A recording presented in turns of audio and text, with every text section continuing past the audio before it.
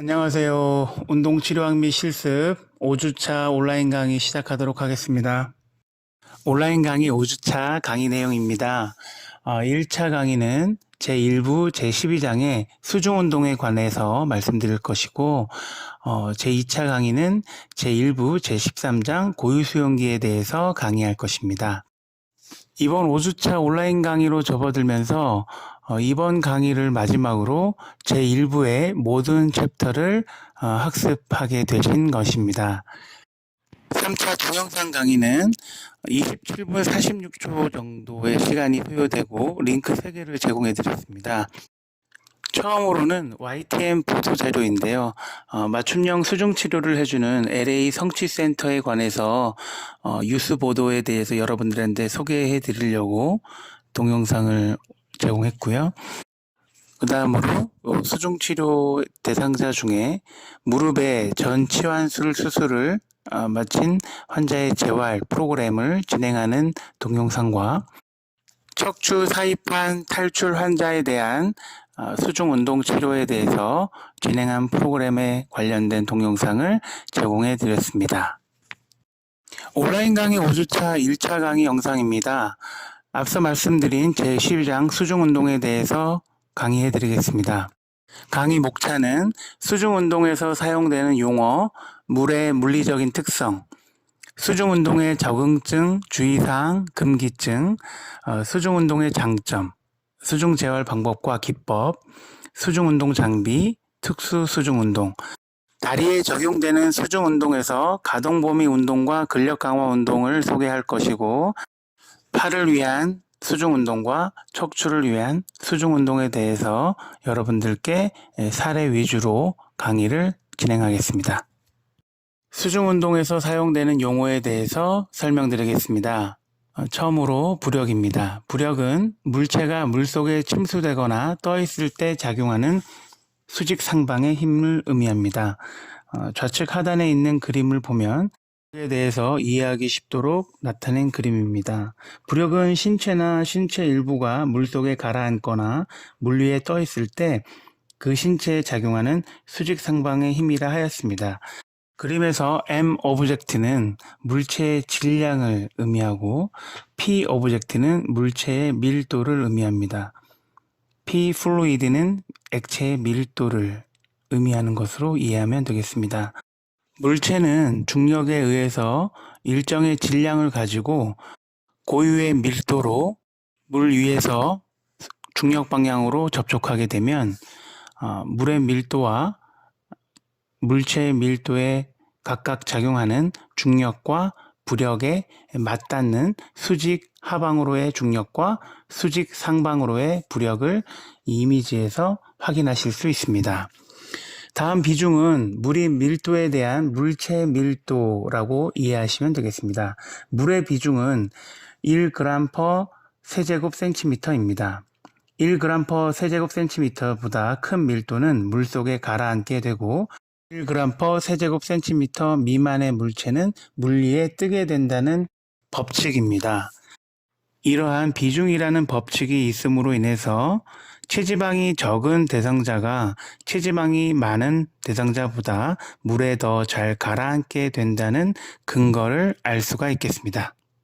다음은 점성입니다. 점성은 물속에서 움직일 때 신체에 작용하는 마찰력 정도를 의미합니다. 빠르게 움직일수록 더 많은 점성이 심해지고 저항이 증가되게 됩니다. 예를 들어 물을 시럽과 비교해 보면 시럽은 물보다 점성이 강한 액체라서 쉽게 쏟아붓거나 움직이기 어려운 것을 떠올리시면 점성에 대해서 이해하기 쉬울 것입니다. 다음은 정수압입니다. 정수압은 물속에 침수된 신체나 신체 일부에 가해지는 압력을 의미합니다. 몸이 더 깊게 침수될수록 몸통이나 팔다리에 가해지는 압력은 증가하게 됩니다. 드랙은 물속을 움직일 때 몸통이나 팔다리가 느끼는 힘을 의미합니다. 적응 저항은 물의 저항과 동일하게 환자가 발생하는 저항의 양입니다. 환자가 물속에서 팔다리를 빠르게 움직일 때 더 큰 저항이 느껴지고 환자가 느리게 움직일 때 더 적은 저항을 경험하게 되는 것입니다. 오른쪽 하단의 그림은 정수압을 표현한 그림으로서 물속 신체가 표면적이 클수록 정수압이 많아진다는 걸 이미지로 나타낸 것입니다. 이 상태에서 그림에 있는 대상자가 물속을 움직일 때 몸통이나 팔다리가 느끼는 힘을 드래기라고 할 수 있는 것이고, 신체의 비중이나 물이 나타내는 점성의 특징들, 신체나 일부에 가해지는 형성된 정수압 등으로 인해서 형성되어 있는 물속의 물의 저항과 동일하게 대상자가 발생하는 저항의 양이 적응 저항임을 다시 한번 떠올려 보면서 수중운동에 사용되는 용어를 학습하시면 되겠습니다. 물의 물리적 특성입니다. 수중운동은 조직 치유와 운동 수행을 돕기 위해 물의 물리적 특성을 이용하게 됩니다. 물은 부력, 점성, 그리고 정수압 등의 물리적 특성을 제공하게 됩니다. 부력과 비중에 대해서 말씀드리겠습니다. 물에 잠긴 물체에 작용하는 부력은 그 물체에 의해 변이된 물의 무게와 동일하다는 원리에 기초하게 됩니다. 그러므로 신체에 작용하는 부력의 양은 물에 잠긴 물체의 크기와 밀도에 좌우됩니다. 부력의 장점은 사람이 물속에 들어가면 물의 수직 상방 힘 때문에 신체에 작용하는 중력의 효과를 즉각적으로 감소시킨다는 데 있습니다. 부력과 비중은 밀접한 연관성을 가집니다. 그 이유는 비중은 물속에 잠긴 신체나 물체의 밀도에 좌우되기 때문입니다. 앞에서 언급했듯이 물의 비중은 1g/, 세제곱센티미터이고 사람은 평균적으로 0.97g/, 세제곱센티미터 정도 비중을 갖습니다. 체지방이 많은 사람은 비중이 작아져 더 쉽게 물 위에 뜰 수 있고, 반면 체지방이 평균보다 적거나 매우 야유인 사람은 비중이 증가되어 쉽게 물속에 잠기게 됩니다. 신체 부유 능력에 영향을 주는 다른 요소로 부력 중심과 중력 중심의 관계가 있습니다. 사람의 중력 중심은 사람의 질량이 균등하게 분배되는 지점에 있습니다.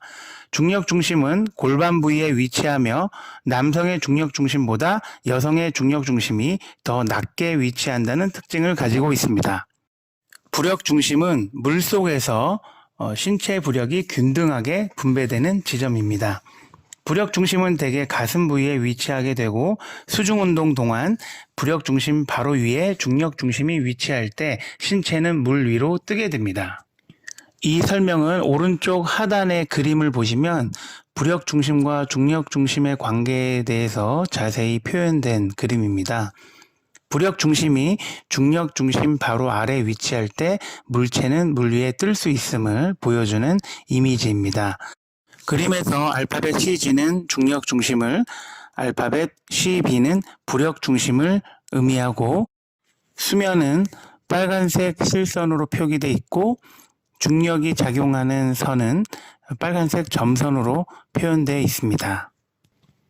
부력 중심과 중력 중심의 관계는 협응 운동을 생성하는 대상자의 능력에 영향을 주게 되는데, 부유장치의 사용과 물의 깊이, 지뢰팔 길이, 신체 위치 변화가 연관되어 있습니다. 부유장치는 수중운동 동안 저항을 증가시키거나 감소시킬 수 있는 특징을 가지고 있습니다. 예를 들어 어깨 굽힘의 경우 부유장치는 팔을 느리게 움직일 때 팔의 부력 효과를 증가시켜 팔의 움직임을 더 쉽게 만듭니다. 그러나 팔을 빠르게 움직일 때는 부유장치가 팔의 움직임을 더욱 어렵게 만드는 저항으로서 작용하게 됩니다. 물의 깊이도 수중운동을 어렵게 하거나 쉽게 만들 수 있습니다. 예를 들어 발목을 삔 환자가 무릎까지 오는 물 깊이를 걷거나 달릴 때가 가슴까지 오는 물 깊이를 걷거나 달릴 때보다 적은 부력의 효과를 경험하게 될 것입니다. 이런 걷기와 달리기는 손상된 발목의 체중 부하와 스트레스를 증가시키게 될 것입니다. 그러나 가슴까지 오는 물 깊이에서는 부력을 증가시켜 체중 부하의 효과가 줄어들게 됩니다. 가슴 깊이의 물은 손상된 발목에 적은 스트레스를 주게 되는 것입니다.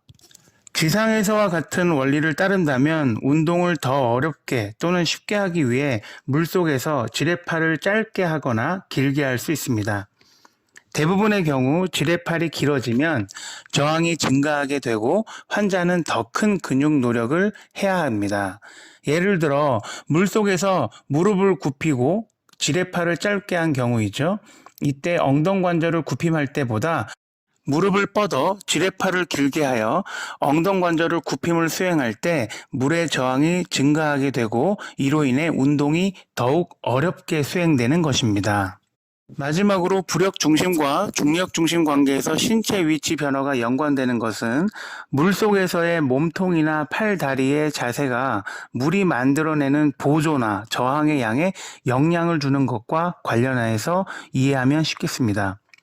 엉덩관절의 굽힘이나 어깨관절의 벌림과 같이 움직임이 물의 표면 쪽으로 일어난다면 물의 부력에 의해 움직임이 도움을 받게 되는 것이고, 이것은 지상에서 일어나는 중력보조 운동과 비슷한 현상으로 운동을 하게 되는 것입니다. 반대로 신체 분절이 수영장의 바닥과 평행하게 움직인다면 부력과 중력의 효과가 중화가 됩니다. 이런 수중 운동은 지상에서 중력 중화 운동과 비교될 수 있습니다. 어깨관절의 가로 벌림과 가로 모음이 중력 중화 운동의 범주에 해당하게 됩니다. 움직임이 수영장 바닥 쪽으로 향한다면 부력의 원리를 이겨내야 하기 때문에 운동의 어려움이 증가하는 저항 운동과 동일한 운동을 하게 되는 것입니다. 왼쪽 하단에 있는 물의 물리적 특성으로 난류를 마지막으로 설명드리겠습니다. 물이 불규칙하게 이동하는 물의 흐름을 난류라고 합니다. 난류는 일정하게 움직이는 아래쪽의 측류와는 반대되는 개념입니다. 난류의 경우 물의 속도는 크기와 방향 둘 다에서 지속적으로 변화하는 것입니다. 이 또한 물의 물리적 특성으로서 수중운동에 활용되고 있습니다. 다음은 물체가 가지는 특징인 표면적의 크기에 따라서 물의 물리적 특성으로서 발생하는 드랙에 대해서 말씀드리겠습니다. 표면적이 큰 물체는 큰 드랙을 가지게 됩니다. 큰 드랙을 가지게 되었다는 의미는 움직임이 어렵게 되고 저항이 많이 생성되었다는 것으로 이해하시면 되겠습니다. 표면적이 작은 판판한 모양의 물체는 물속에서 적은 드랙과 저항을 생성하게 됩니다. 왼쪽 그림을 보시겠습니다. 그림의 위를 보시면 원반 형태가 있습니다. 원반은 충류를 보존하지 못합니다. 그리고 난류 소용돌이를 형성하면서 강한 드랙을 형성하게 됩니다. 구형은 충류를 보존하긴 하지만 유선형으로 되돌아오진 못합니다. 그래서 중간 정도의 드랙이 발생한다고 이해하시면 되겠습니다. 눈물방울 모양은 가장 유체 역학적인 형태로서 난류나 드랙이 발생하지 않고 충류를 그대로 보존하는 형태로 적은 드랙과 저항을 생성하는 형태라고 보시면 되겠습니다. 수중운동의 적응증, 주의사항, 금기증에 대해서 말씀드리겠습니다. 표 12-1은 수중운동의 적응증과 주의사항 및 금기증에 대해서 자세하게 기술되어 있습니다.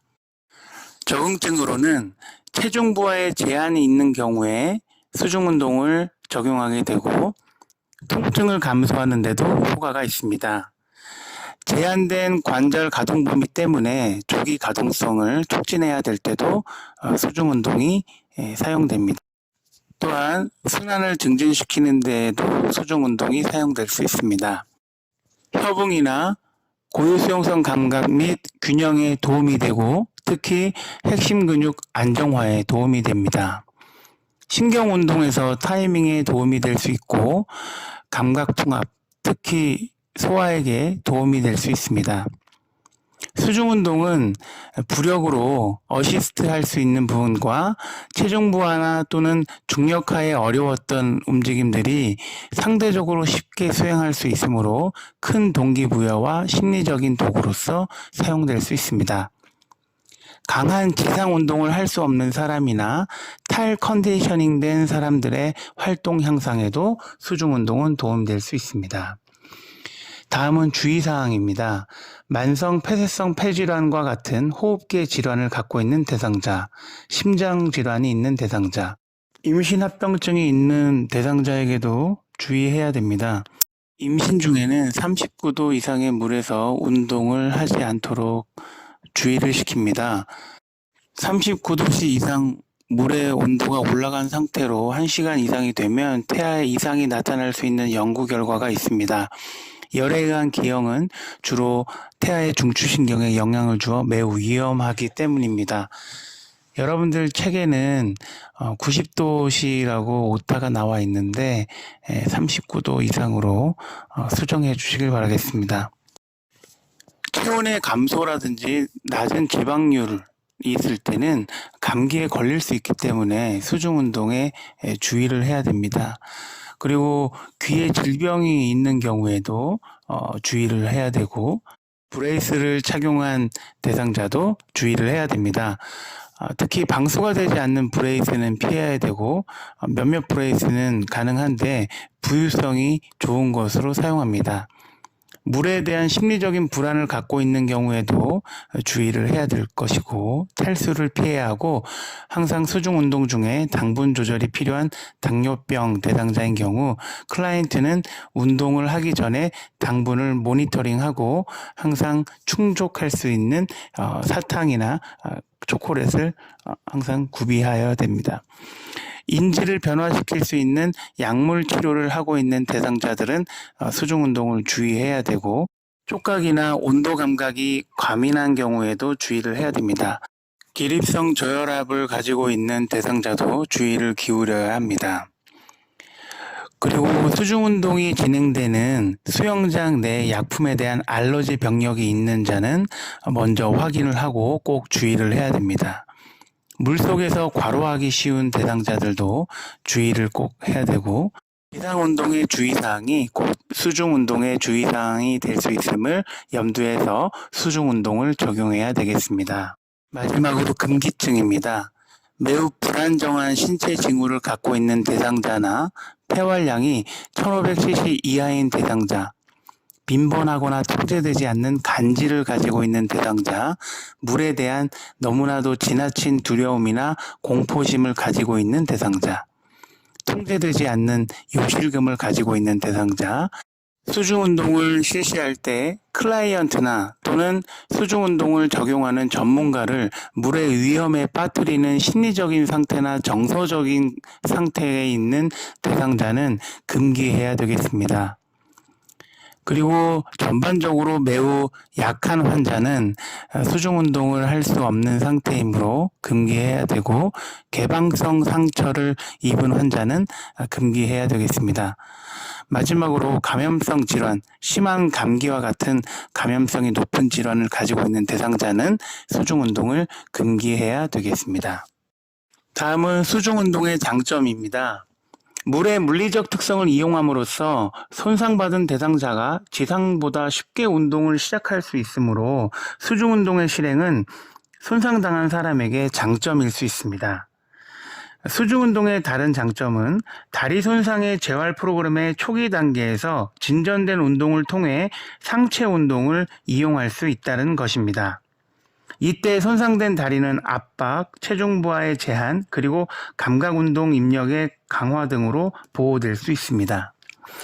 스쿼트, 스텝업, 점핑과 같은 지상에서 실시가 어려운 근파워를 위한 운동이 수중에서 가능할 수 있습니다. 앞서 설명드린 물의 모든 특성 결합의 결과로서 관절과 근육에 더욱 부드러운 유연성을 제공할 수 있는 것들이 수중 운동의 장점이 될 수 있습니다. 따라서 관절과 근육의 유연성이 증가됨으로 인해 관절 가동 범위 회복에 유용하게 적용됩니다. 또한 균형과 관절 고유 수용성, 조기의 체중 부하가 필요한 경우, 근력 강화가 필요한 경우, 심폐 컨디셔닝 및 근경련 감소에 도움을 줄 수 있는 것이 수중 운동의 장점이 되겠습니다. 수중 재활 방법과 기법에 대해서 설명드리겠습니다. 첫 번째로 베드 라가즈 방법입니다. 이 방법은 고유수용성 신경근 촉진법과 비슷하다고 할 수 있습니다. 치료사는 기능적 움직임 패턴을 위해 도수 안정과 저항을 제공합니다. 특히 환자에 의해 생산된 움직임에 저항하는 당김이나 밈을 통해 제공할 수 있습니다. 안정성과 저항은 물속에 부유되거나 매달린 환자에게 부유 장비를 이용함으로써 이루어지게 됩니다. 환자는 팔과 다리의 저항 운동을 수행합니다. 저항은 치료사에 의해 적용되게 되고 이 방법의 목표는 물속에서 회전이 일어나지 않도록 환자 스스로 안정성을 확보하기 위해 반대쪽 팔다리를 이용하도록 촉진하는 것입니다. 다음은 할릭 방법입니다. 이 방법은 신경근 발달 기법과 비슷합니다. 이 방법은 점진적인 단계의 기초를 둡니다. 대칭적인 균형과 신체 자각을 촉진하기 위해 이용될 수 있습니다. 이 방법은 장애 아동들이 더 좋은 신체 자각을 얻을 수 있도록 개발되었습니다. 이 할릭 방법의 한 예시를 말씀드리면 가슴까지 이르는 물 깊이에서부터 허리까지 이르는 물 깊이까지 어떤 지지를 잡을 수 있는 것도 제공하지 않고 서기 자세를 취하도록 한 다음 대상자는 난류가 몸 주위에서 발생하는 동안에 과도한 몸통이나 팔, 다리의 움직임 없이 균형 잡힌 등척성 자세를 유지하도록 유도하는 방법이 할릭 방법의 사례가 되겠습니다. 다음은 와추 방법입니다. 이 방법은 스트레인 카운터 스트레인 기법과 근막 이완술과 비슷한 수동 이완 기법이라고 이해하시면 되겠습니다. 이 방법의 적응증은 근육의 긴장 이완과 통증 조절입니다. 대상자는 연속적인 움직임으로 이완을 촉진하게 되고 이들 움직임은 유연성, 가동 범위 및 통증 감소를 촉진하기 위해 통증 유발점 지압과 결합하여 적용하는 방법입니다. 다음은 수중운동 장비입니다. 수중운동은 다양하게 제품화되어 적용되고 있는데 부력 장비, 무게 장비, 드랙 장비로 크게 세 가지 범주로 분류될 수 있겠습니다. 처음으로 부력 장비입니다. 주로 고밀도 셀폼으로 제작되어 있고 물의 물리적 특성인 부력을 이용한 부유 장비라고 보시면 되겠습니다. 이 장비는 부력 보조 운동이나 부력 저항 운동에 이용될 수 있습니다. 부력 장비를 가지고 물속 바닥 쪽으로 향하는 운동은 부력 저항 운동이고 수면 쪽으로 움직이는 운동은 부력 보조 운동으로 적용될 수 있습니다. 부력 장비의 예로는 킥보드나 폼바, 폼 누들, 부유 벨트, 부유 조끼 및 풀 부위 등이 있습니다. 위에 있는 그림의 부력 장비의 예시로서 부유 벨트를 확인하실 수 있겠습니다. 다음 부력 장비로서 킥보드는 물속에서 부유와 저항으로 이용되며 대개 폼으로 만들어졌습니다. 킥보드를 사용한 운동으로서 그림을 보시면 양손으로 킥보드를 잡고 한쪽으로 회전하는 식으로 적용하여 팔과 몸통의 근력 강화 운동을 할 수 있게 적용한 모습입니다. 이때 킥보드에 의해 더 큰 표면적이 발생하여 물을 밀거나 당길 때 더 큰 저항이 발생되어 운동 효과가 크게 나타나게 되는 것입니다. 다음은 무게 장비입니다. 물속에서의 중량 운동은 지상의 중량 운동과 동일한 원리를 따르게 됩니다. 중량은 부력 때문에 지상에서보다 물속에서 그 무게가 상대적으로 덜 부담이 됩니다. 그렇기 때문에 물속에서 중량 운동을 더 오랫동안 수행할 수 있는 것입니다. 무게 장비의 종류로는 수중 덤벨, 핸드웨이트, 튜빙 및 웨이트 커프 등이 있습니다. 수중 덤벨은 특징적으로 신체의 부력과 저항을 제공할 수 있습니다. 신체를 물속에서 부양하기 위해 손으로 수중 덤벨을 잡았을 때는 부력이 증가하게 되고 수중 덤벨을 수면 아래로 밀거나 당길 때는 저항이 증가되는 원리로 두 가지 특징을 모두 적용할 수 있는 장비입니다. 이외에 덤벨이나 웨이트 커프, 튜빙 등은 부유하는 능력은 없고 오직 저항만을 제공할 수 있습니다. 드랙 장비들은 움직이는 물체의 표면적과 난류를 증가시킴으로써 저항을 강화시키는 특징이 있습니다. 드랙 장비는 움직임의 방향과 반대이며 움직임의 저항을 더해주게 됩니다. 앞에서 언급되었듯이 큰 표면적을 가진 물체는 더 큰 드랙을 발생시켜 저항을 증가시키게 됩니다. 드랙 장비가 발생하는 저항의 양은 앞쪽 면의 표면적이나 형태, 움직임 속도 및 난류의 영향을 받게 됩니다.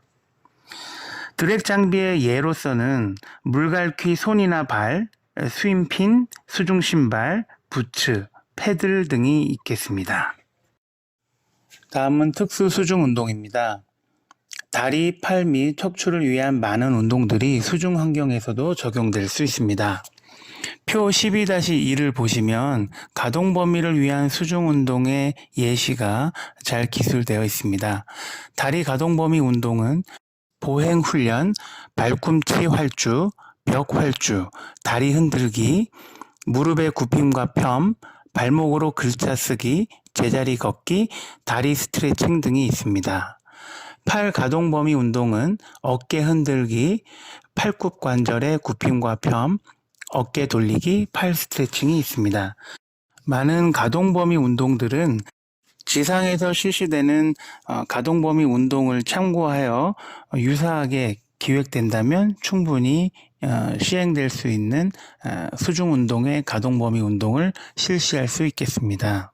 수중 운동으로 가동 범위 운동이 프로그램화되었다면 그 신체 움직임에 저항만 적용하여 근력 강화 운동으로 수행할 수가 있겠습니다. 근력 강화를 위한 수중 운동의 예시는 표 12-3에 잘 기술되어 있습니다. 다리 근력 강화로서 수중에서 달리기, 호핑, 점핑, 크로스컨트리 스키, 제자리 걷기, 플라이오메트릭 운동, 발꿈치 들기, 킥보드를 잡고 다리 차기 운동, 런지, 스텝업, 스쿼트, 엉덩관절 굽힘과 펴, 벌림 모음, 안쪽 돌림, 가쪽 돌림, 무릎 관절의 굽힘과 펴 등으로 다리의 근력 강화를 할 수가 있겠습니다. 팔의 근력 강화를 위한 수중 운동으로서 덤벨과 벨, 물갈퀴 및 킥보드를 아래로 누르거나 위쪽으로 당기면서 실시할 수 있습니다. 덤벨과 벨, 물갈퀴 및 킥보드를 이용하여 팔굽 관절의 굽힘과 펴, 어깨 벌림 모음, 어깨 안쪽 돌림과 가쪽 돌림을 실시하면서 팔의 근력 강화를 할 수 있겠습니다. 튜빙을 이용한 고유수용성 신경근 촉진법을 적용할 수 있고 벽에서 팔굽혀 펴기를 통해 팔의 근력 강화를 위한 수중 운동을 실시할 수 있겠습니다. 척추의 가동 범위와 근력 강화를 위해서는 킥보드를 이용하여 몸통 돌리기를 하거나 벨이나 덤벨을 이용하여 올리기와 내리기를 실시하면서 수행할 수 있겠습니다. 수중에서의 골반 경사 운동, 무릎 접기 운동, 다리로 덤벨 들기 운동으로 척추의 가동 범위와 근력 강화에 도움이 될 수 있겠습니다. 마지막으로 리버스 하이펄스 오퍼월은 물속에서 벽을 두고 벽에서 멀어지는 형태로 밀어내면서 척추의 가동 범위와 근력 강화에 도움되는 그 수중 운동으로 활용될 수 있는 방법을 소개한 것입니다. 다리를 위한 운동으로 보행 훈련과 체중 부하 운동이 있습니다. 수중의 환경은 재활 프로그램의 초기 단계 동안 보행 훈련과 체중 부하 초기에 유용하게 적용할 수 있습니다. 비부하의 양은 물의 깊이에 따라 결정될 수 있는데 왼쪽 하단의 그림을 보면 체중의 배분율은 침수 깊이의 증가에 따라 감소할 수 있습니다. 치료사는 대상자가 보행훈련을 시작할 때 적절한 물높이를 결정해야 하는데 대상자는 편의 없이 보행할 수 있는 물의 깊이에서 시작해야 하고 그 이후에 체중 부하를 증가시킬 수 있는 낮은 물 깊이로 진전하면서 점진적으로 적용되어야 되겠습니다. 얕은 물, 깊은 물에서의 달리기를 보시면 깊은 물이나 얕은 물에서 달리기를 할 때 환자의 적절한 자세가 중요합니다. 환자는 지상에서 달리기 할 때와 비슷한 자세를 취해야 하고 머리는 어깨 뒤쪽에 위치해야 합니다. 몸통은 약간 앞쪽으로 기울어지고 똑바로 편 자세를 취해야 합니다. 환자는 허리를 앞쪽으로 숙이거나 뒤쪽으로 젖히지 말아야 합니다. 환자는 이런 자세에서 팔과 다리를 모든 방향으로 자유롭게 움직이며 수행하게 되겠습니다. 바벨을 이용한 크로스컨트리 스키는 달리기의 변형과 진전의 한 방법으로서 사용되어지는 운동 방법입니다. 허들을 넘을 때처럼 다리를 과도하게 벌리면서 수행하고요. 팔과 다리를 쭉 펴서 앞뒤로 움직이게 됩니다. 오른쪽 그림을 보시면 오른쪽 위의 그림은 덤벨을 이용해서 물속을 걷거나 달리기를 하는 모습이고, 아래쪽은 좀 더 동작을 크게 하여 덤벨을 가지고 변형된 형태의 물속 걷기와 달리기인 크로스컨트리 스킹을 하는 모습을 확인하실 수 있습니다. 그리고 점핑, 호핑, 플라이오메트릭 운동도 수행할 수 있습니다. 이들 운동은 심화 운동으로서 초기의 근력, 유연성, 균형 및 고유 수용성 감각이 회복된 후에 수중 운동 프로그램에 통합될 수 있습니다. 다음은 다리의 가동 범위 회복에 도움이 되는 운동을 설명드리겠습니다. 첫 번째로 발꿈치 활주입니다. 이 운동은 무릎 관절 가동 범위에 유익한 운동으로 소개되어 있습니다. 이들 운동은 치료대 위에서 수행되는 발꿈치 활주와 비슷하다고 보시면 되겠습니다. 환자는 허리 높이의 물속에서 벽에 등을 기대고 앉은 자세를 취하고 손상된 발꿈치를 할 수 있는 데까지 뒤쪽으로, 즉 자신의 몸 쪽으로 활주를 시킵니다. 이때 발꿈치는 수영장 바닥에 닿아 있어야 하고, 움직임을 중단한 후에 발꿈치를 시작 자세로 활주시키는 방법으로 수행하는 운동입니다. 다음은 다리 흔들기 운동입니다. 엉덩관절의 굽힘과 펴을 계속 반복하여 수행하는 운동입니다. 환자는 허리 높이나 가슴 높이의 물속에서 선 자세를 취합니다. 균형을 유지하기 위해 팔을 편안한 자세로 뻗어 수행하고 양발을 수영장 바닥에 견고하게 딛고 있어야 합니다. 지지된 발을 견고하게 고정하고 반대쪽 다리를 가능하면 높게 벌림과 모음을 실시합니다. 발가락은 양쪽 방향의 움직임을 이끌어내야 할 수 있도록 되어야 하고, 이 운동은 느리고 부드럽고 쉬운 방법으로 수행되어야 합니다. 그림 오른쪽에 A는 엉덩관절을 굽힘하는 것이고, B는 엉덩관절을 펴하는 운동이고, 이 운동 모두 엉덩관절의 가동 범위 증가에 효과가 나타날 수 있는 다리 흔들기 운동의 사례가 되겠습니다. 다음은 발목 펌핑입니다. 허리 높이 이상의 물속에서 선 자세에서 실시합니다. 발등 굽힘 자세에서 발바닥 굽힘 자세를 취하는 운동이고, 운동의 난이도는 물의 깊이에 따라서 다르게 적용될 수 있는 방법입니다. 이 운동의 변형된 형태로서 수영장 바닥으로부터 손상된 발목을 들어 올린 후에 발가락을 이용해 모든 방향으로 한글이나 알파벳과 같은 글자를 써보는 형태로 운동이 적용될 수 있습니다. 이때 다른 쪽 다리는 발바닥 굽힘과 발등 굽힘을 수행하며 발목 펌핑 운동을 실시할 수 있겠습니다. 다리에 근력 강화 운동을 적용하는 수중 운동입니다. 엉덩관절의 굽힘과 펴, 벌림과 모음의 운동이 있고, 무릎 관절의 굽힘과 평근을 활성화시키는 운동, 스쿼트 운동, 스텝업 운동, 런지 운동이 있겠습니다. 왼쪽 하단의 A, B 그림은 엉덩관절을 벌림하고 모음하면서 근력 강화 운동을 하고 있는 모습입니다. 대상자는 통증이 일어나지 않는 범위에서 가능하면 높게 다리를 올려야 하고, 상체는 움직이지 않고 안정화를 유지한 상태에서 다리와 엉덩관절로만 움직임을 조절하고 힘을 생산하여 근력 강화 운동을 실시하여야 합니다. 무릎 관절의 굽힘과 평근도 엉덩관절의 운동과 같이 엉덩관절을 90도로 굽힘 자세로 유지를 한 후에 움직임 없이 무릎의 굽힘과 펴 동작을 선택적으로 수행하게 됩니다. 깊은 물속에서 운동을 수행하여야 하고, 운동의 난이도를 증가시키기 위해 핀이나 워터부츠, 튜빙 등 웨이트를 첨가하여 근력 강화 운동을 실시하여야 합니다. 또한 움직임의 속도를 증가시키는 방법으로 운동의 난이도를 증가시키며 근력 강화 운동을 실시할 수 있겠습니다. 다리의 근력을 강화하는 효율적인 방법으로 사용되는 스쿼트 동작은 지상에서 이루어지는 스쿼트를 모방한 형태로 적용하면 되겠습니다.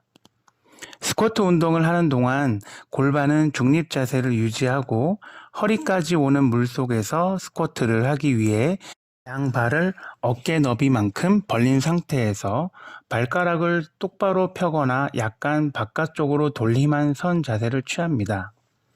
초기 스쿼트 자세는 엉덩이를 뒤쪽으로 당기고 내리는 동작을 수행합니다. 이때 몸통을 똑바로 유지해야 하겠습니다. 아래 허리뼈 곡선을 유지하기 위해 정면을 바라보아야 하고 발꿈치와 발 언덕 사이에 압박이 느껴져야 합니다. 허벅지가 수영장 바닥과 평행하게 될 때까지 스쿼트를 한 후 다시 원래 시작 자세로 되돌아오는 형태로 스쿼트 운동을 수행하게 되겠습니다. 다음은 스텝업 운동입니다. 물이 허리 높이 이상까지 오는 물속에서 선 자세를 취합니다. 수영장 바닥에 적절한 높이의 상자를 배치합니다. 상자 앞에 서서 손상된 다리를 상자 위에 올려놓습니다. 엉덩관절 근육과 허벅지 근육을 이용하여 자신의 몸을 상자 위쪽으로 올리도록 실시합니다. 몸통을 앞쪽으로 최소한 기울여야 하고 골반을 수평으로 유지해야 하는 것이 중요합니다.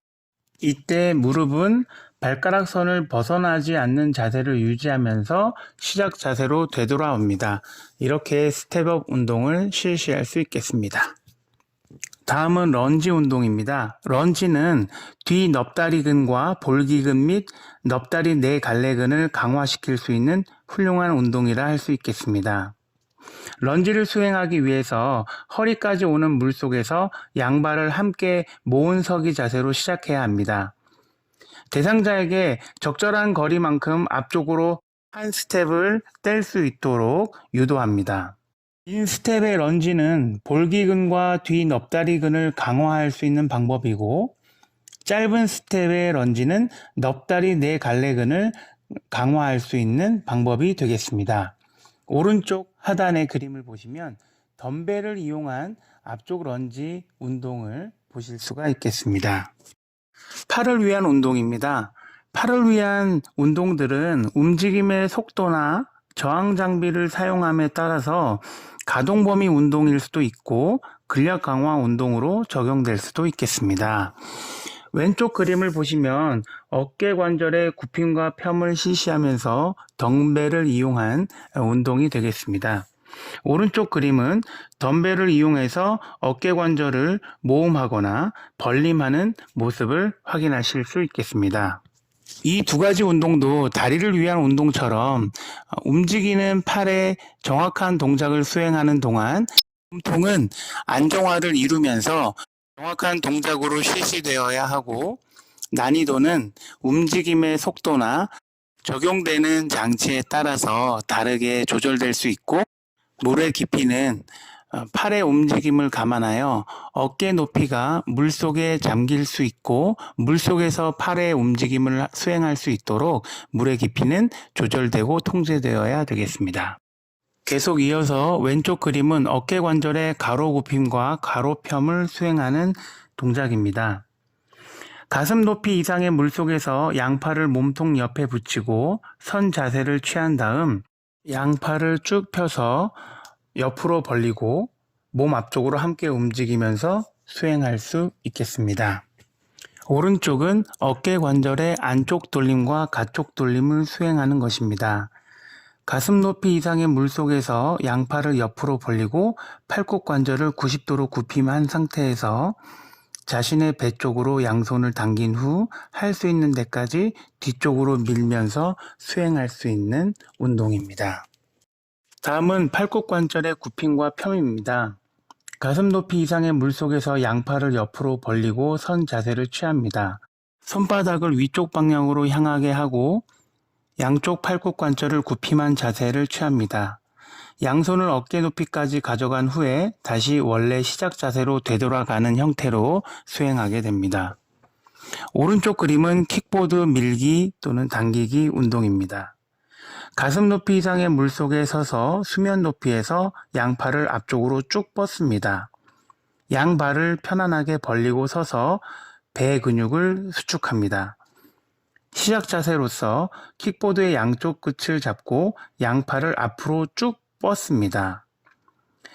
그리고 킥보드를 자신의 가슴 쪽으로 당긴 후 다시 시작 자세로 되돌아갑니다. 그래서 왼쪽 그림과 오른쪽 그림을 반복적으로 운동하면서 킥보드 밀기 당기기로 팔을 위한 운동을 실시할 수 있겠습니다. 다음은 벽 팔 굽혀펴기입니다. 벽은 물속에 존재하는 수영장 내벽을 의미합니다.